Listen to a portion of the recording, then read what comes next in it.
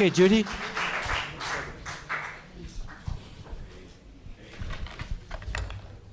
Hi, my name is Judy Sobin, and I am a resident of this wonderful community. But more importantly, I've been involved in government for a really long time, but I'm not anymore, and I'm smiling. So I can say whatever I want. I did call Malia, and she was nice enough to speak with me, and I said, let's stop this process and let's get back to what the process should be, which is on their own website, which basically says there is a sanctuary nomination process. That process comes from the community when a community wants a sanctuary. And it comes from a community that has gotten together and collaborated on it from all the islands, from wherever we are. And that simply has not happened. So somehow, the last 4 years, I was told, we can't stop it. The train is going. I disagree with that. I think anything can be stopped, and I think all of you prove it here tonight. The most important thing is to keep it going, because this is just one meeting, and it's going to be a long journey, because it doesn't sound like DLNR is yet convinced that this community has not been consulted. The community of Kauai has not been consulted, Maui, Big Island, fishermen, and everyone else.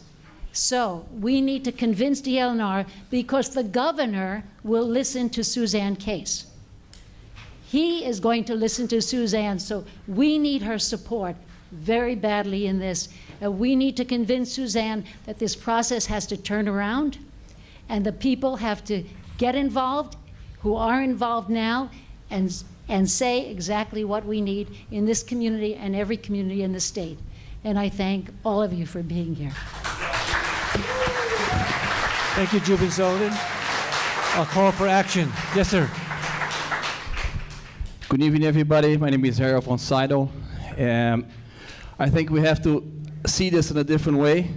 Of all of us are looking right now. We should use this as a stepstone to learn about the Bay and to be able to teach about the Bay and on our natural resources. We shouldn't apply or go into rules that people are trying to enforce. We should be using science and make notes and make data and teach us and our future kids to take care of their own Bay or world. So it's all about passing the culture. We need access to the Bay. On a regulated matter, no, we need access to the Bay on the smart matter. So if you can work with NOAA and whoever is interested on passing the future for our kids, that's what we wanted.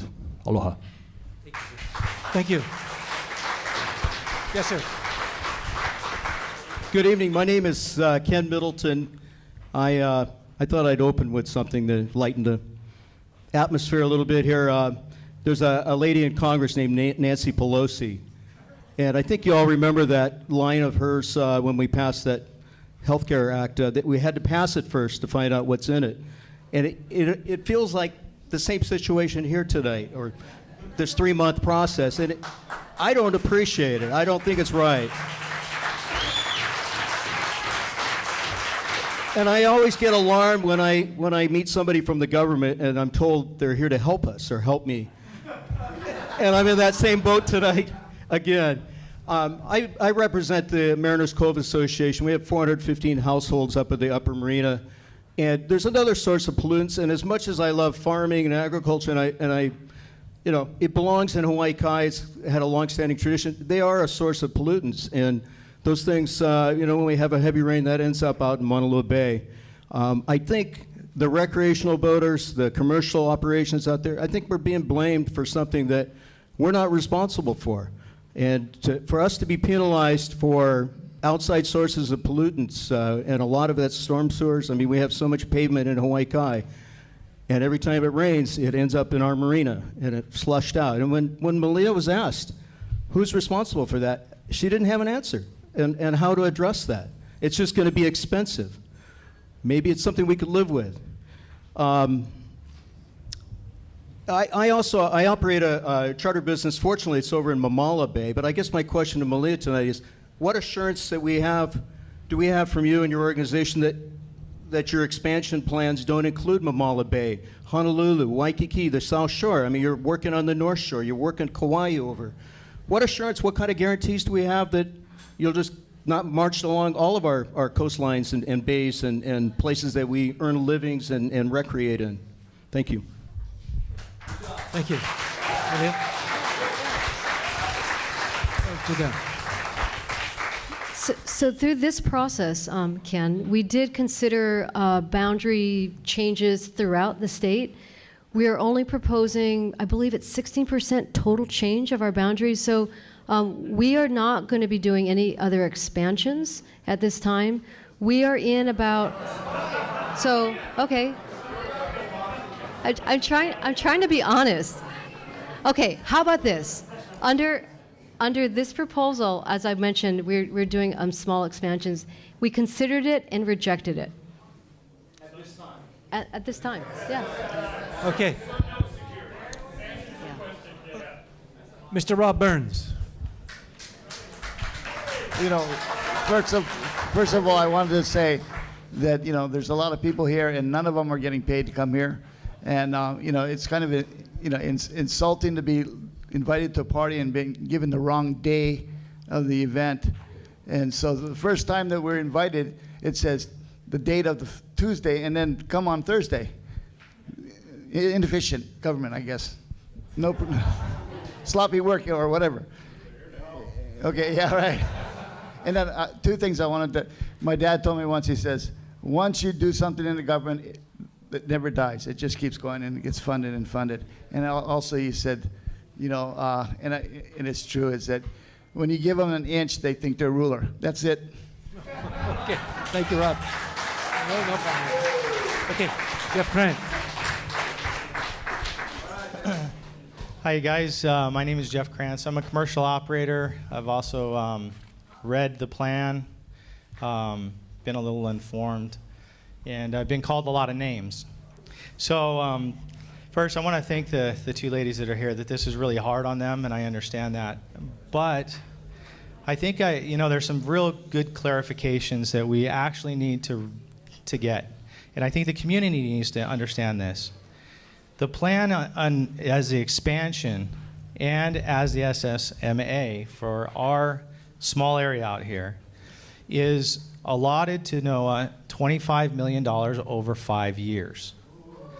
So of that money, how much of it's going to Maunalua Bay?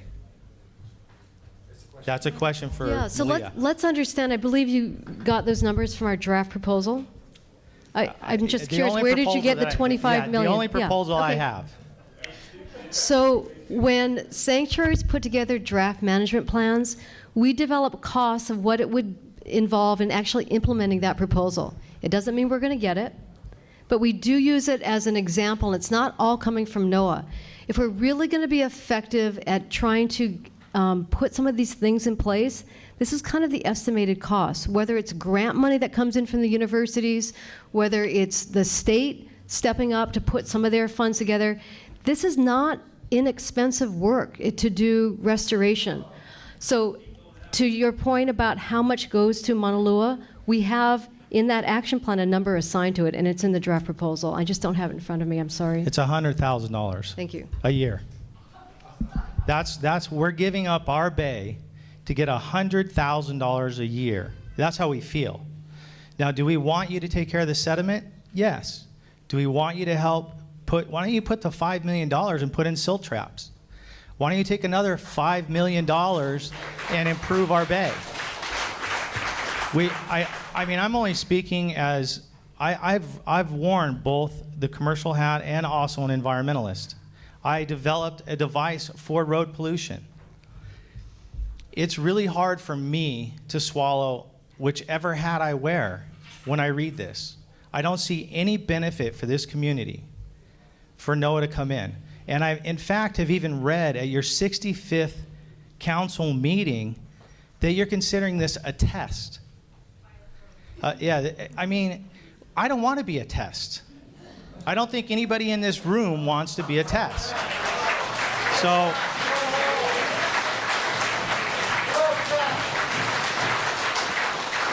and I'm not saying that to get these guys right, but the fact is that this is serious. And we're taking it very serious. Susan, and this also, Miss Case, this is important. Take my commercial company is one thing, but jeopardize the livelihoods of all the others, or to hurt their home values, or to march in. And you know what? It's complete crap that NOAA associated with the DLNR during the process. I met with the governor. So it's really hard for me to swallow that you guys actually put forth the effort to really come out to the community, to really work with our state, and especially it's reflected in the comments. And you know what? None of those would have come out if we, sign holders, we, one-eyed monsters, we, all the other names we've been called, didn't get the community to at least pay attention. Okay, thank you. Comment. Answer is coming. So, Malia? thank you, Jeff. Because you read the plan, and for the others who've read the plan, Objective 1, Strategy 1 in the Maunalua Bay Action Plan talks about supporting a community-driven process to develop a management framework for the Bay. And to Suzanne's point, you know, if all of this effort leads to you being more engaged and interested in being part of a plan so that we can get it right, we recognize and support that. And we want that planning process to go. So I just want to make sure people understand this is not a done deal. This is a draft proposal. But we recognize that we need input from the community in order to make sure you, okay, I'll stop there. Did you want to add anything? Next comment and question.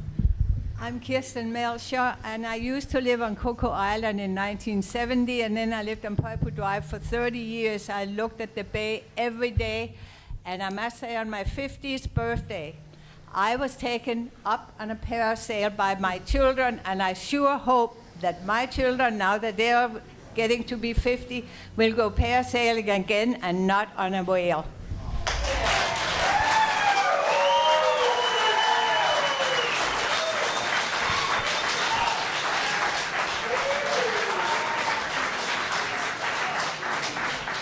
Now, how many of you expected that?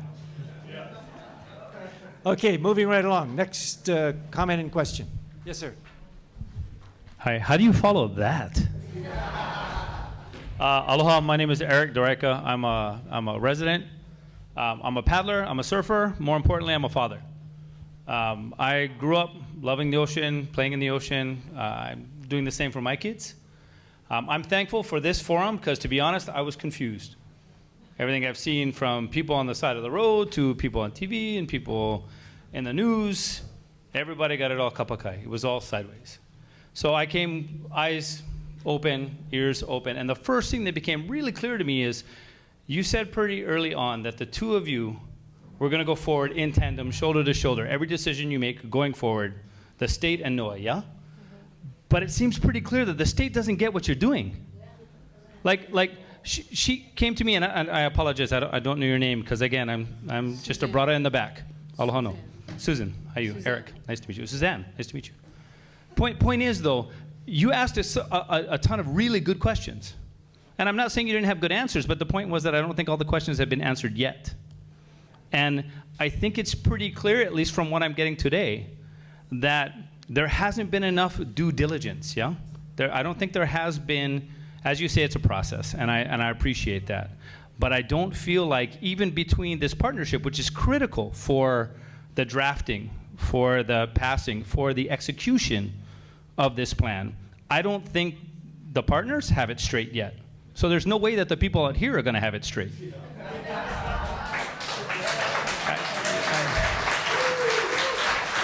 So I guess my question is more about the process, and I want to be clear on this. And you know, I apologize. I haven't read all 400 pages of something because I read very little. But at what point do we have the two of you come to us and say, okay, gang, we sat down and I'm sorry, Suzanne? Suzanne, you've had your questions answered.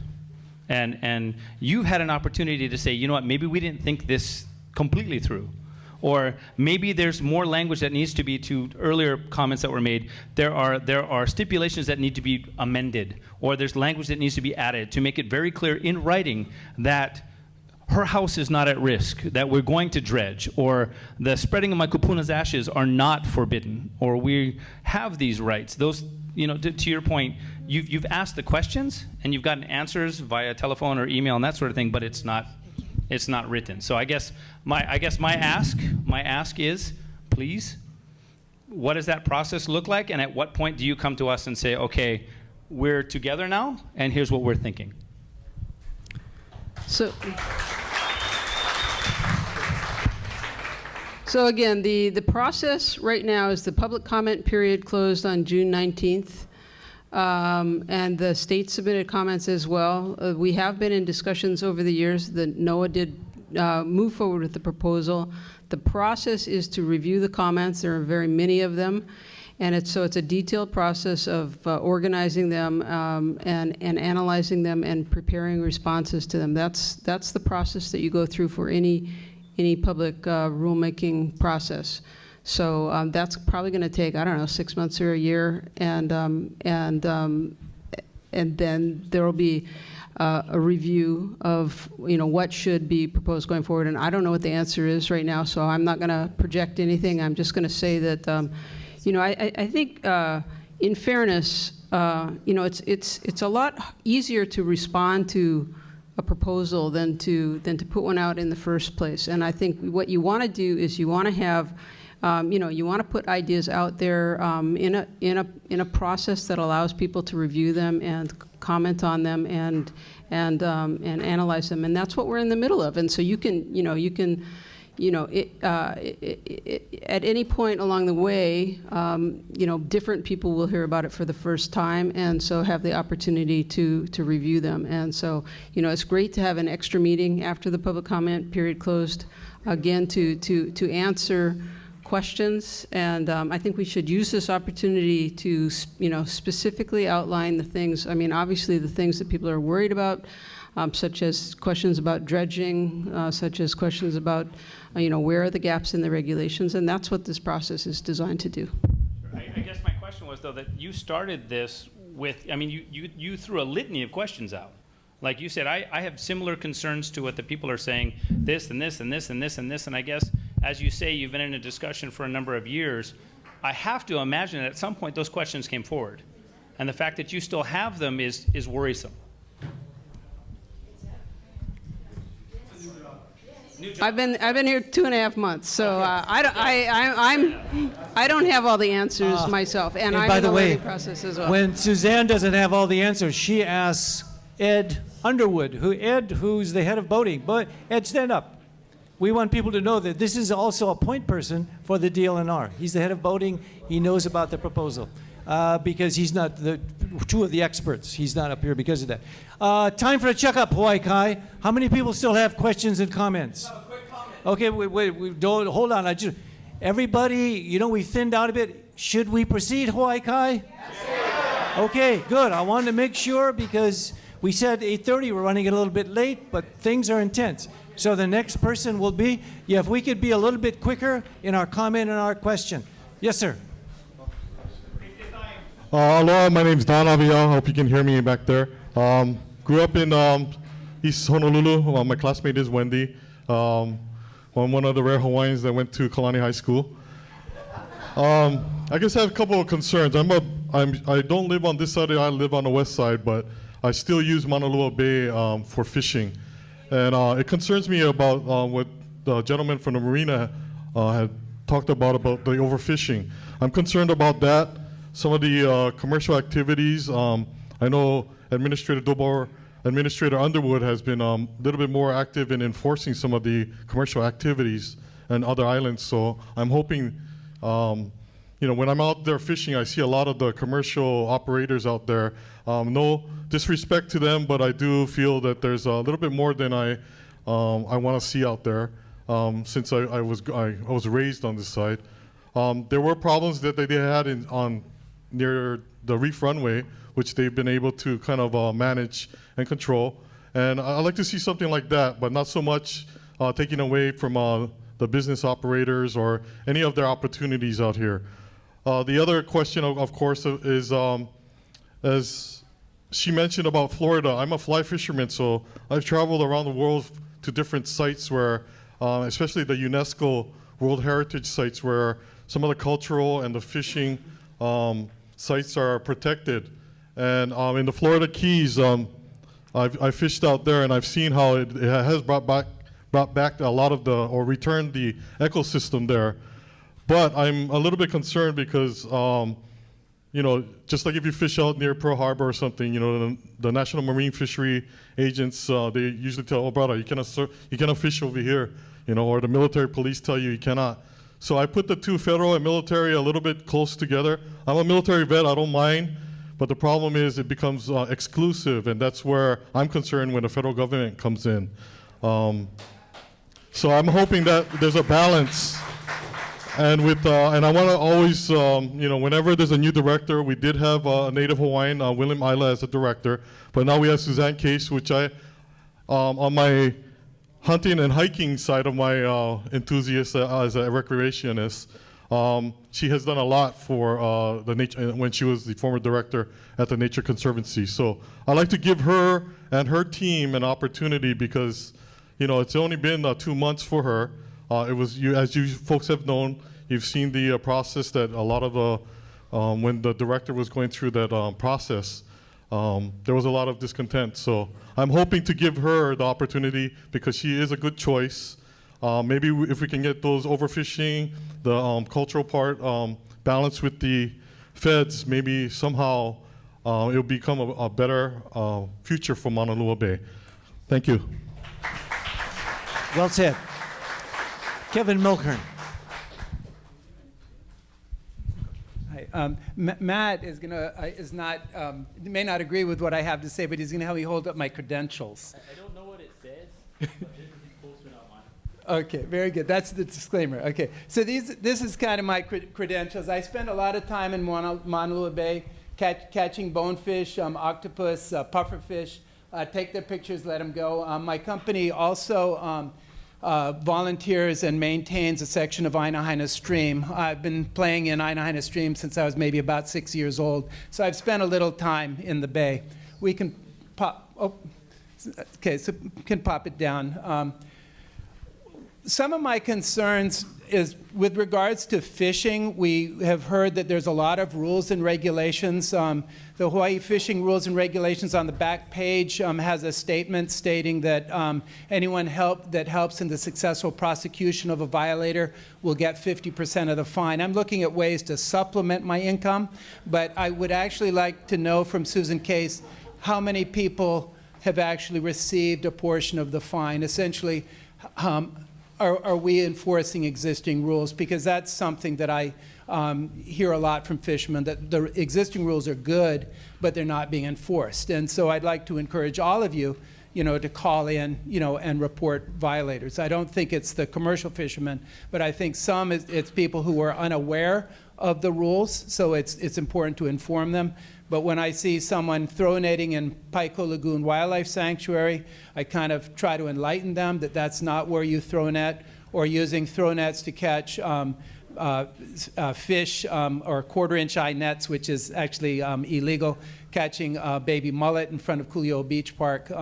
These are things that I've tried to bring to DLNR's attention, and I think some of it is education, and I think with iPhones today, it's very easy to take a high-quality picture and hopefully first give a person a warning, but then there needs to be a stronger, repercussions. And Susan, do you know, I realize you've only been in the office for 2 months, but I'd been asking William Isla for 2 years that question, and I was wondering if maybe you might be able to research that for us. Yeah, I'm happy to look into it. I don't know the answer to that, but it's a good opportunity for me to acknowledge the work of the legislature this year in establishing the environmental court. Mm-hmm. So that's going to be just started July 1, and the court systems have been working hard to set up the structure for it, and so it's going to be judges and a court calendar specifically focused on enforcing environmental compliance, environmental violations. So I think that's a great step forward, and I want to thank the senators and representatives for that big step forward. Yeah, thank you. And I wanted to also thank Trevor Ozawa, Councilman Ozawa. Ainahaina Stream, up until the last couple of years, was bulldozed on a regular basis. So one of the regular polluters was actually the city, because after they bulldozed, they'd spray herbicides on the banks. Now they're cutting it with weed whackers. And we might also thank the farmers in the back of Hawaii Kai for providing lawns and shrubs and other plants that mitigate runoff. Thank you.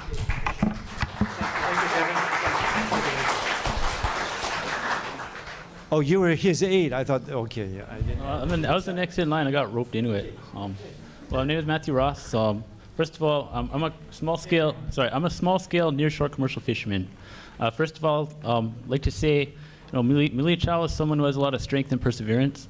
I've been to a number of these meetings with her, and although I don't agree with her on many things, it takes a lot of guts to do what she does. So I think whether we disagree with her or not, I think that should be recognized. However, I'm here to disagree with your proposal. I wasn't going to speak today. I've done so before in the past, but I wasn't going to speak today, but the thing you said about the anchoring prohibition and the mooring buoys made me get up. As I said, I'm a small-scale nearshore commercial fisherman. I do hand lining, spear fishing, and I catch aquarium fish. Those activities are incompatible with the tour industry. And what we find is that we have two different sets of impacts. As a fisherman, I cannot fish the same place every day. What I do is I'll fish one place, I'll leave that alone for a year, and I'll rotate my spots. And that way, when the next year comes around, the fish population is what it used to be. That's how we're able to maintain the sustainability of our fishery. It's also how we're able to avoid user conflict. I've been fishing for 8 years. Throughout that time, I've gotten to know many of the people in the dive tour industry, some of the commercial guys, some of you are here, and we have a good relationship. And part of that is because I respect that they need to earn a living too, and I'm able to work around them. And they've showed us the same courtesy. And to do that, we cannot fish the same spots they dive. If we're forced to use mooring balls, that will be detrimental on two fronts. It will not allow us to rotate our spots. We'll be forced to use a limited amount of places, and it will force different user groups together that otherwise could coexist. I'd like to touch on the state regulations for damaging the bottom. The rule you have now basically says you cannot touch the bottom, and you cannot put anything in the water. Dumbed down completely. The statement of disturbing the seabed saying that you cannot abandon any material on the bottom, that means if you're a fisherman, you drop a line, you lose a sinker, you've abandoned material on the seabed. You cast a line from shore, you've abandoned material on the seabed. If you walk around on the reef, you're disturbing the bottom. I don't believe that anybody at the sanctuary wants to prohibit recreational commercial fishing, but clearly you guys missed some points. As far as the state regulations go, they're very well crafted. They prohibit intentional and negligent harm to the reef, but they still allow for ordinary things like fishing, anchoring, scuba diving. The state regulations state that if accidental physical contact with the reef by a individual person is not criminalized, or a single anchor damage incident on coral.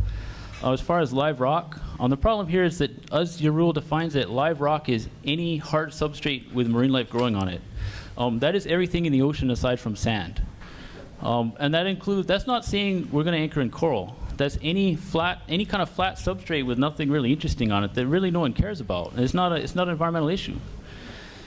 The state regulations say that there's no liability for damage to small areas of live rock, and it's very clearly stated. The difference between your proposed regulations and what the state has is that the state has done the due diligence of working with the community to figure out what people need to do, and your regulations do not. I think that's something that needs to be addressed. But I decided to bring up that mooring ball issue because it's a serious thing. if you're going to manage an area with multiple uses, you got to do it with a fine-tooth comb or a scalpel. These regulations kind of do it with a hammer. You kind of hit everything, and some stuff works and some stuff doesn't. It needs a lot more work before it's something the community can use. Oh. Thank you. Mr. Carvalho. Thank you, Gene. Hello, everybody. My name is Bryant Carvalho. I do have an interest in a commercial fishing vessel, fish down outside of Kona. I'm currently involved in a little interaction with Ms. Case. I think we're going to be heading to this new court that they've got going, this environmental court. Malia, I have tremendous respect for you, but I got to tell you something about NOAA and the National Marine Fisheries Service that I think this public ought to know. The National Marine Fisheries Service and NOAA has an insatiable appetite for jurisdiction. They're jurisdictional gluttons. Anything that they can get their hands on, they will grab. They will take jurisdiction. When you get bitten by these guys, and I got bitten before, it's $10,000 and up. Now, I sat down, all true.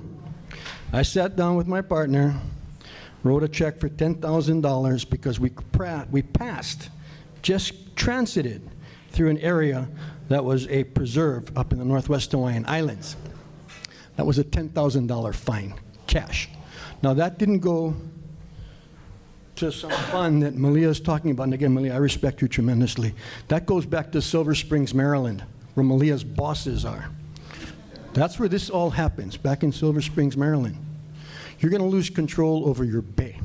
Now, I testified, and Gene knows this, I testified in January before your state legislature, our state legislature, for a bill that was brought forward by the DLNR. And it asked for $2 million for additional money for DoCare. Now, DoCare is the police department of the DLNR. They're the cops. They wanted $2 million. I testified for them, in favor of them, because I know they needed the support. DoCare's got good enforcement. They've got good agents. They know what they're doing. Do not give jurisdiction to the federal government if you don't have to. Jurisdiction.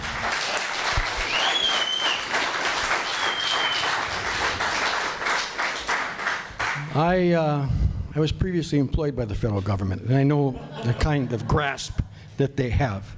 And again, if you allow this jurisdiction to leave Ms. Case's hands and your hands, you'll never get it back, and you will not what you end up with, you will not like. Pardon me. Thank you, Gene, Malia, Ms. Case. Goodbye. What's his name? Hello, is this working right? Can you hear me? Okay, hi. My name is Michael Byer, and I'm an avid paddler, swimmer, and surfer in the bay here. I use it all the time, my whole life since I was 12. I've been here all night long, and I haven't heard a single thing about what this whole thing is supposedly for. Humpback whales? Who's heard about populations declining? Or what's the whole reason for this? Are there stats where I see humpback whales every late November till April? What is this for? Is this being used as a vehicle to federalize the bay and all the things that Ron Tam outlined? That's all.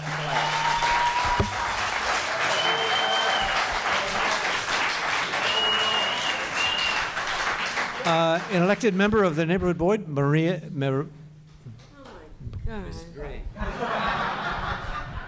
How long have you known me? How long? Okay. Originally, I came here specifically to ask about dredging. My husband and I live on the marina. Every heavy rainstorm, you can see the brown water coming in. All of Hawaii Kai, from the mountains on down, drains into the marina. You can't get away from it. It's there. Dredging is important to be maintained. Currently, we do have a permit for inside the marina, but we're trying to get one for outside the bay, where there is a sandbag groin that is wasting away. We want to put a concrete one in, and I had great fears that the federal government was going to take over and we would never get that permanent solution to the groin. But tonight has been very educational for me. I have heard so much. My feeling generally is the bigger the government, the worse it is. Federal is worse than state. I'd rather deal with local authority. We don't need the federal government coming in and taking over the bay.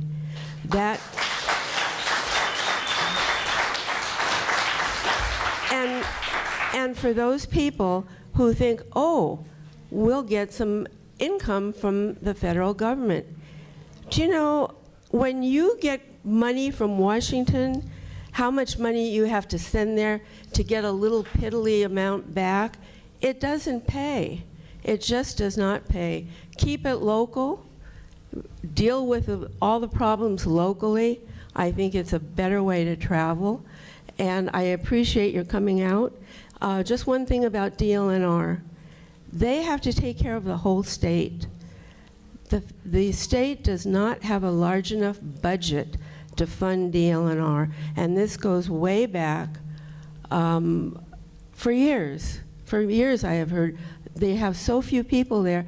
I don't have an answer to that, but there aren't enough people there to manage. But I don't want the federal government taking over.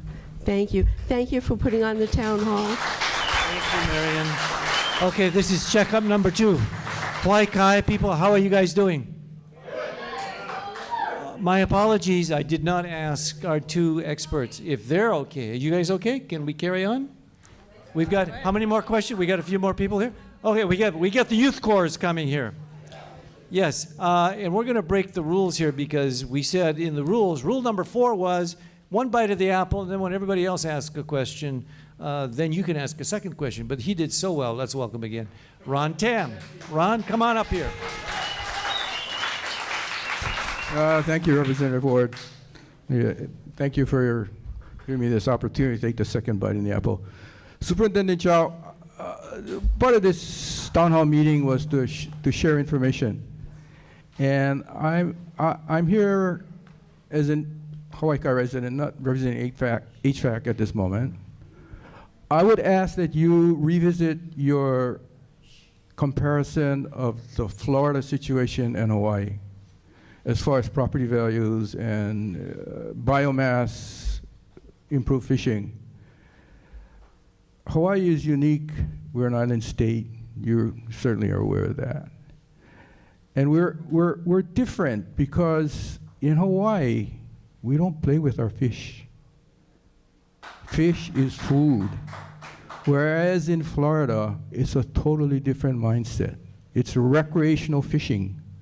You know, NOAA, until just last year, I think, and correct me if I'm wrong, Ed, until just last year, NOAA had only 2 categories of fishermen, commercial and recreation. Ed went to Washington, D.C. and lobbied. And through his lobbying, Hawaii is recognized as being unique by NOAA because NOAA recognizes commercial fishing in Hawaii. NOAA also recognizes non-commercial fishing in Hawaii, which is not recreational fishing because fish is food for our community. So when you compare Florida and the potential for growth out here and no impact, or maybe perhaps a positive impact, if we want to be optimistic, on the marina and its residents and the property value, I ask you to revisit that. And as a mark, look at Haseko. Haseko is now being sued because the residents there were told they were going to have a marina, and they ended up with a lagoon. Thank you. Point well taken. Thank you, Mr. Dana. Yes, sir. Hi, my name is Louis the Fish. I'm a fly fishing guide here for a long time. I only have one little thing that happened to me in the past. Long time ago, Maunalua initiated this program on Piko Reef. They got rid of all the ogo weed. So I thought it sounded like a good thing to me, so I joined. And I sat down in the water, and I pulled this ogo out. And within about 10 minutes, I'm looking at this ogo, and little shrimp and crabs are jumping out of it and falling in the water. So I stood up, I went straight to the head guy, whoever that was, and said, this is counterproductive. And after that, he didn't want to hear it. And I made many overtures to them, and they didn't want to hear it. So I no longer trust Malama Maunalua. I think they're interested in the $3 million they got then, and even bigger bucks now. And I don't think I even want to trust NOAA either. I think I trust the state of Hawaii to take care of us and our bay. So that's all I've got to say. Okay. We've saved the best for last, the young people who are actually going to be the benefactors of all this. Let's hear it for the young guys. Okay, young man. Hi, my name is Craig Riley. I'm just here to basically get some knowledge about what's going on in my bay. I'm in the bay every day, surfing, fishing, diving, or paddling. I just got out of the bay about 20 minutes ago. And I grew up in the bay learning how to surf, learning how to do everything I know how to do. But for my children, what happens to them when they want to go in the bay? What happens for me next year when I want to go in the bay? Is it going to be closed? Oh, you can't have a prop in the water, $200,000 fine. Boom, right there like that. Like hypothetically, if I was on the beach at Pico and there was a baby below the high tide mark and it was drowning, I would not be able to go get it because I would be facing a $200,000 fine. They just got to think about the little stuff.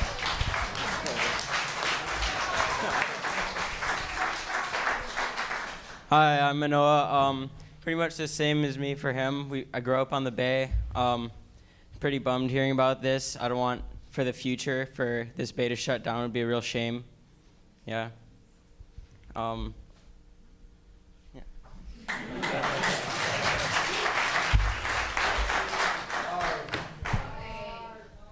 Good evening, everyone. Thank you for your time.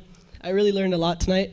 As well as the majority of everyone here, I growing up on the bay, surf, fish, everything, everything I learned about the water, basically, I obtained in this bay. So, some things that I was wondering about is, is a child, on the beach building a sandcastle, really, as, bad to the environment as, our pretty big runoff problem that we have? Every time it rains, the whole bay is, just brown, and that can't be very good for, the fish and the wildlife and everything. So, essentially, I believe that we should attack the bigger part of the problem before we attack our businesses and our very users of this lively and beautiful bay. Thank you.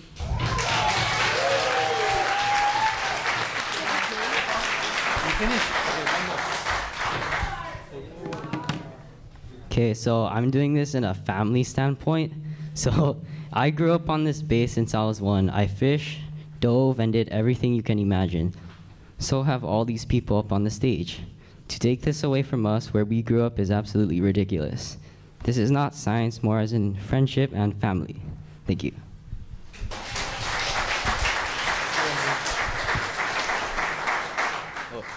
Hi, I'm Matt Erickson, and I've been using the bay recently a lot, from fishing, diving, surfing, everything. And most people that do surf in the really far out breaks, they usually take a boat and anchor. So we would be taking away lost surfing and diving opportunities in the bay. And I would like to share my experiences that I had as a kid with the future generations that are coming up.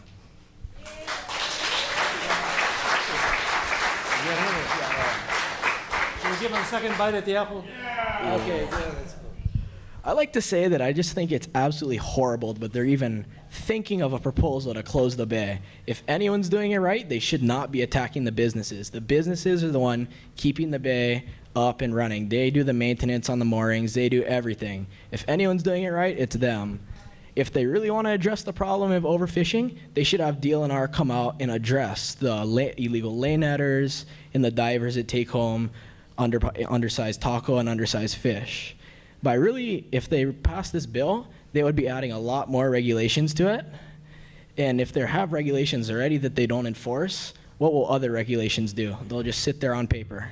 Have you ever called when you've seen people violating out there? I've made countless calls to DLNR, and they think I'm crazy that people would do this. I've called many times and I have gotten no response. So finally I called DLNR and I wrote down the badge number of the guy who came, and I called him his personal cell phone many times, and I'd write down every time he didn't come, and I sent it to his boss, and then he started coming. Let's hear it for the youth. Thank you, guys. Thank you for the. Now we have a few more. We have 1, 2, 3, 4. Okay, the big 4. Thank you. We're doing all this for you guys. You know that. So 2 quick questions and a comment. My name's Lori Kimura. I lived in Hawaii Kai in the Maunalua Bay area since the 1960s and have been using it actively.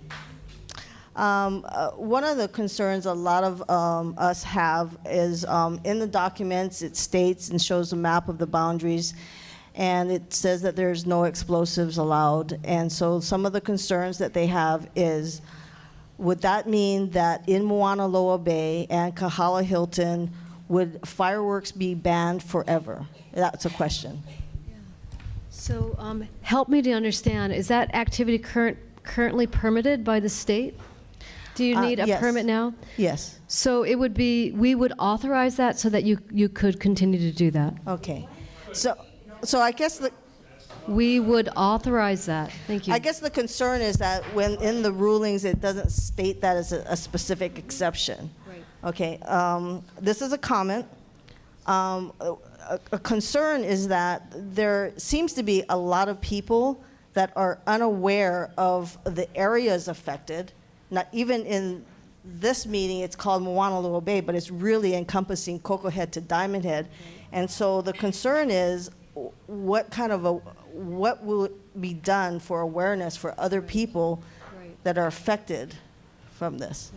Yeah. That's just a concern. Okay. And the third question I have, at this point, I think a lot of us are concerned about, we're nervous because there have been certain steps that were supposed to be taken. I think some of the steps were not taken, and as far as informing us.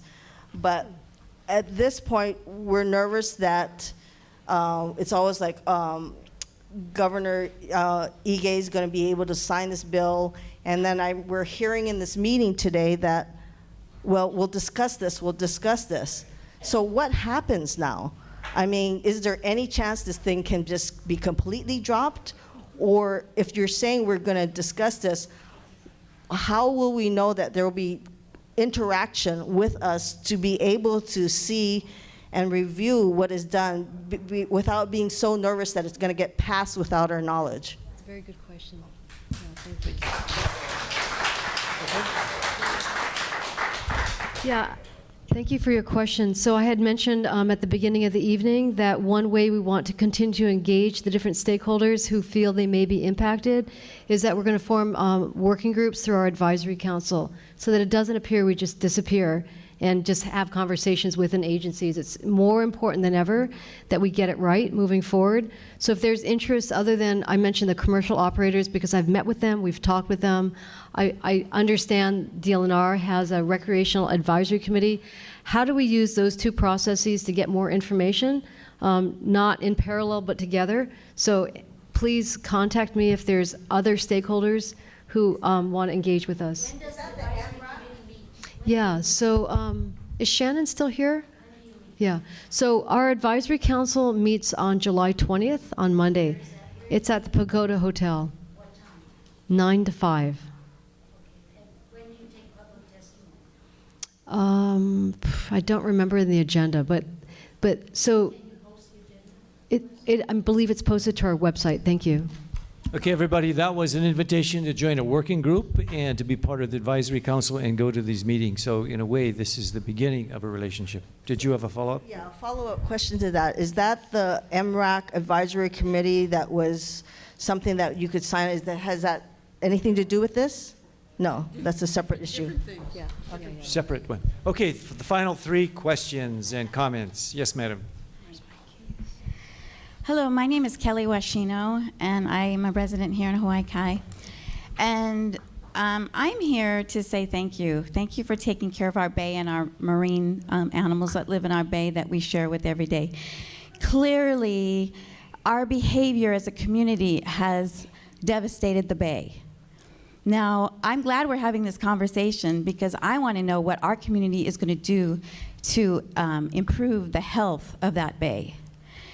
A number of years ago, our little community group called the East Honolulu Community Coalition, we were facing similar circumstances with Hanauma Bay. I heard a gentleman earlier testifying about how he wants to be able to walk on the reef. Well, a lot of the problem here is you don't know how your behavior is affecting the bay and the marine life in the bay. Walking on the reef kills the coral heads. Your flippers from your fins damage the coral heads. You know, I personally turned in somebody for dumping paint down our sewer, you know, in our community. And I was harassed for 4 years because I wanted to do the right thing. These are the things that are happening in our community. I walk our beaches. I clean up tons and tons and tons and yards of fishing line. Do you know what that does to our marine animals? I haven't heard anybody testify about their health and their well-being, only about how it's impacting you directly, your businesses. Well, what about who's speaking for them? So thank you so much for the bottom of my heart. We don't know what those whales do for the earth. It is important what they do. So thank you for the opportunity to have further dialogue about this. I don't know what all the answers are, but I have heard a lot tonight, and I'm grateful for the opportunity to be able to speak. Thank you. Thank you. Okay, down to 2 final comments and questions. Hi, my name is June Frenchu. I'm a business owner in Hawaii Kai, and also I come to you as a resident of East Oahu. When I first found out about the NOAA proposal, I was quite shocked that we weren't involved. And we met and a few discussions here and whatnot. And I felt like, and this sounds a little repetitive because everyone already had mentioned this already, but I felt like the due process of getting a community input was not there, because we as a business owner, we as a resident, we were not aware of NOAA's plans nor the future plans, but yet community like Malama Maunalua Bay was very, very involved with it. So I just wanted to know, was it a selective community input that you were seeking? Because we as a community were not informed at all, period. Okay. So this is the reason why we're here. And we felt like NOAA was being selective. And I wanted to share this with everyone. It's already too late, everyone's pretty much gone. But I pulled some comments off of your website of comments that the community leaders have written in, and yours included. I have a box full there. If anybody wants to take a look, I went through the process of printing it out for everyone so that they can be educated in what the community feel about this proposal. Number one, most of them that I've read, including I think Kamehameha, felt they weren't aware of this proposal. And I think Kamehameha is a pretty big community in our state. So going on forward, I would like to know, are you being selective when you're reaching out to communities and putting inputs? And I would like to know who the advisory boards are. Because I know you said you went to the community, they came to you and asked for help, and you had met and came out with this proposal. So for a lot of us who are in the Bay every day, 7 days a week, we're not aware of it. So obviously that was, you know, something that you have to address. And then you keep on mentioning that DLNR will be co-managing, or they will be very, very involved. However, in the proposal, I think it's a very thick proposal. It's daunting to read that. But on, I think it was page 131 or something like that, they said that DLNR is a merely a liaison So what does that mean? What's DLNR's role when it comes to enforcing the rules, or how are they, funding-wise, enforcement-wise, community involvement-wise, where do they fit in besides being a liaison to NOAA? And everyone's sentiment is pretty much clear that we do not want federal government to come in once they take control, and we can't reverse what's already done. And a lot of people have mentioned that, yes, local people we can work with through our politicians.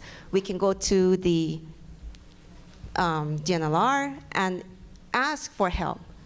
And the community did cry out for help, and I think DLNR is taking their step. And there's been a lot of changes in the last couple of years.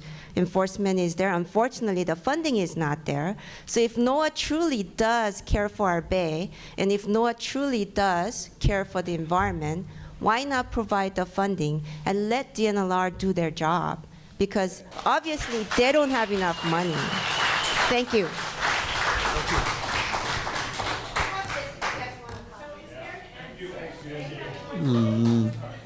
Last but not least. Wait, sorry. Did you want to respond to that?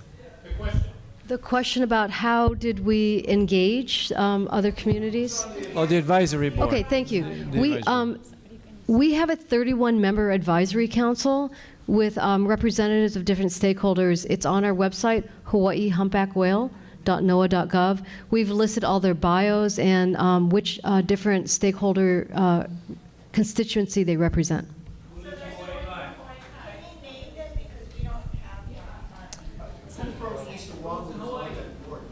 They're island representatives, so we have a Honolulu representative, and it's actually. We don't have a representative from every community. We have an island-wide representative. No. Excuse me. Did you want? It doesn't appear that is the case. We've got one. But remember, the call was we want to have working relationships and we want to have advisory committees. So I would really push that to the nth and really participate. And because you heard it tonight, and that was a call for all of you to participate. Now we have one more comment and question, last but not least. Thank you, Dean. I'll make this very quick. I've been here since 1984. I have a 100-ton captain's license. I am an open water PADI scuba instructor. I'm an underwater photographer. I am a marine biologist, and I'm an educator.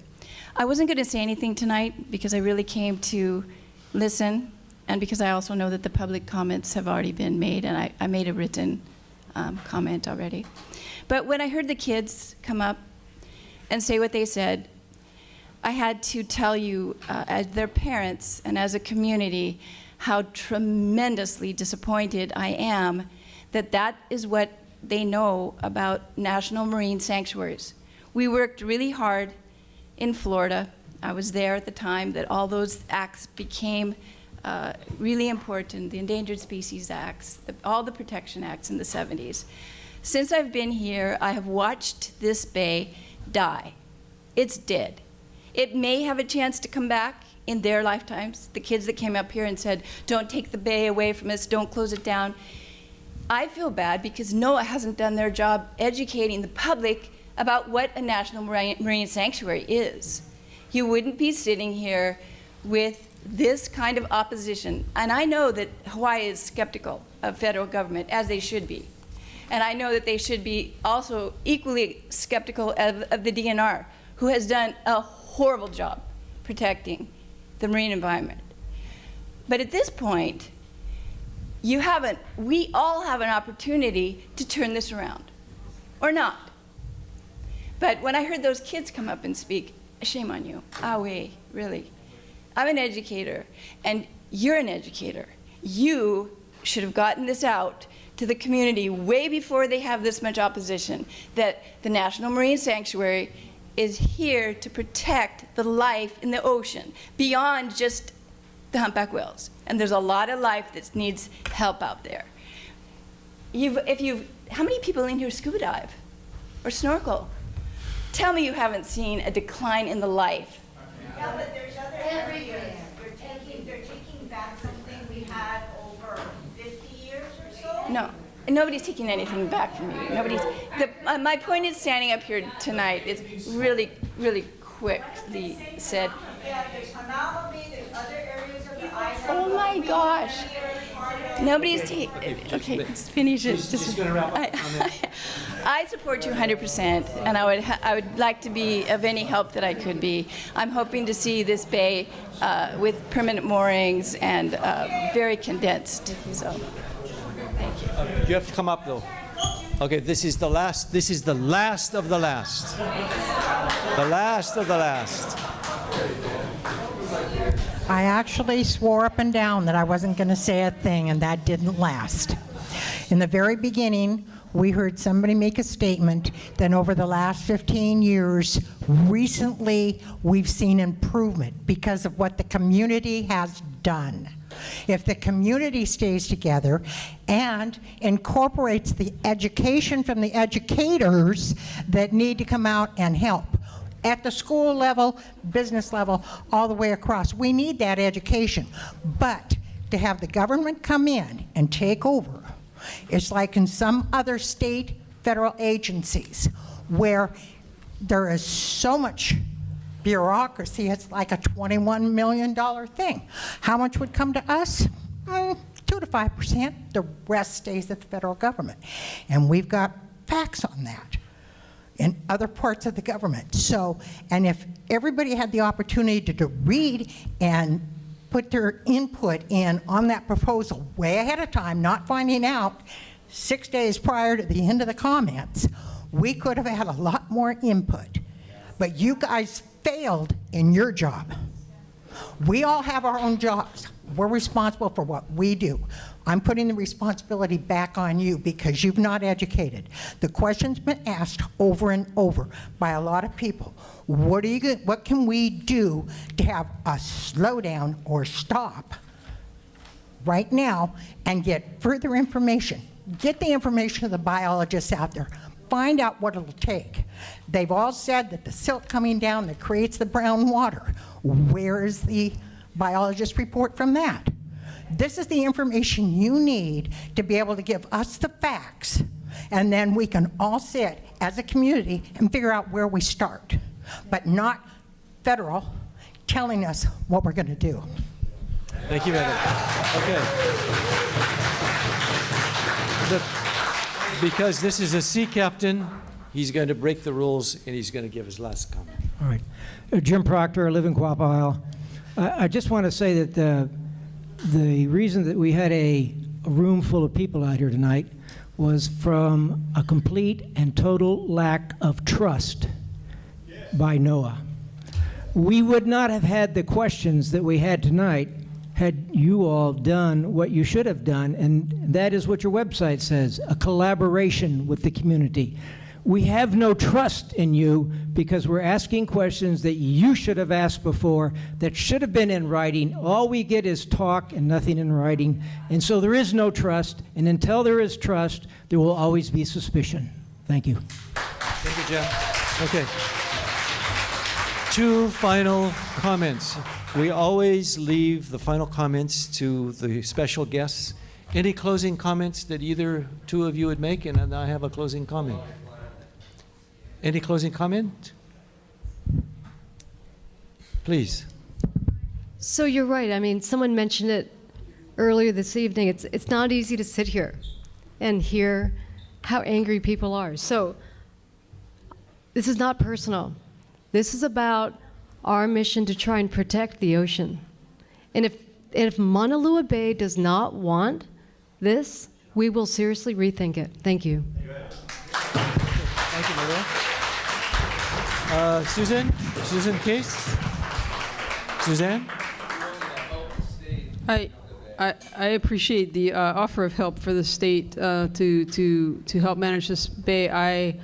I would ask that you all think about what you want to be for. It's easy to be against something. What do you want to be for this bay? And how do you want to do it? And there are several processes in place, or you can invent your own. But what what are we together going to do to help this bay, to help it recover, help it be the best bay it can be for this community. So please do everything you can to help us all help the bay. Thanks. The last comment is, thank you, Hawaii Kai, for participating, and let's give them a round of applause for coming. Thank you for listening to Hawaii Kai. Good night and aloha.